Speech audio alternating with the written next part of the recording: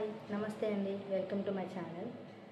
మీకు ఇప్పటికీ తమిళ చూస్తుంటే అర్థమైపోయి ఉంటుంది. అసలు కొంతమంది ఎందుకు ఇలా ఉంటారో నాకు అర్థం కాదండి. నేను ఏం తప్పు చేశాను? నాకు నచ్చిన వీడియోస్ ఏదో నేను తీసుకొని యూట్యూబ్లో అప్లోడ్ చేస్తున్నాను.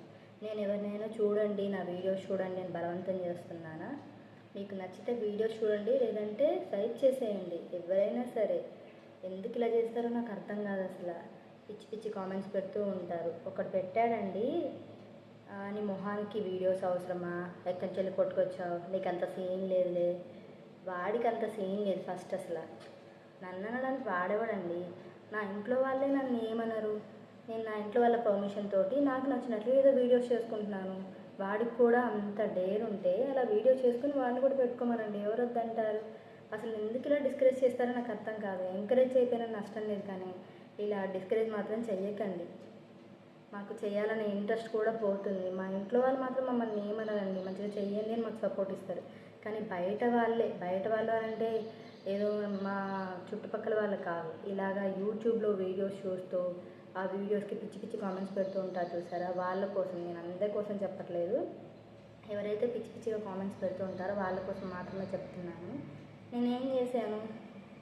సరే ఏంటి ఎక్కడి నుంచి వెళ్ళి కొట్టుకొచ్చావు అని అడుగుతున్నాడు. నాకు కొట్టుకు రావాల్సిన అవసరం నాకు లేదు.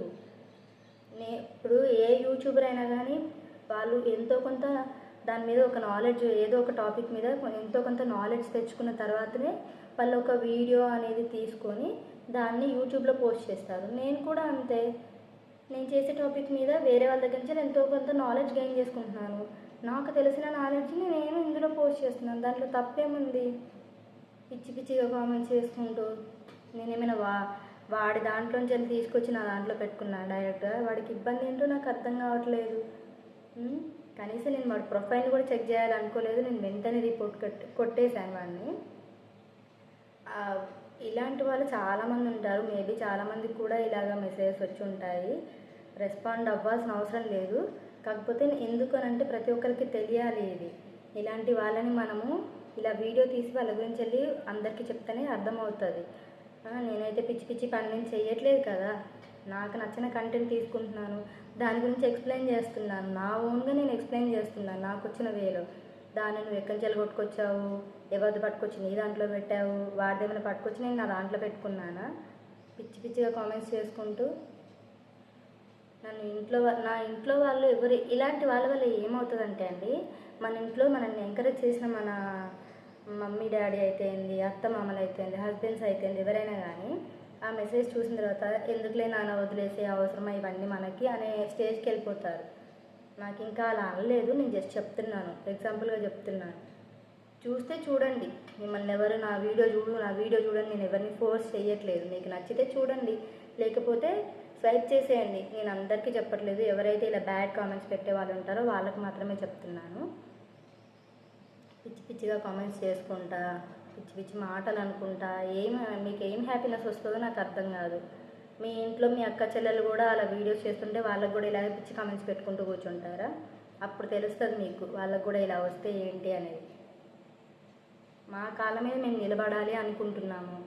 సో ఏదో మాకు తోచిన వేలో మేము ఇంట్లో ఇలా ఖాళీగా ఉండే కంటే ఏదో ఒక కంటెంట్ అనేది మా సైడ్ నుంచి వెళ్ళి ఆడియన్స్కి ఇస్తే మేబీ వాళ్ళకి నచ్చి మమ్మల్ని వాళ్ళు ఎంకరేజ్ చేస్తారని ఇస్తున్నాము.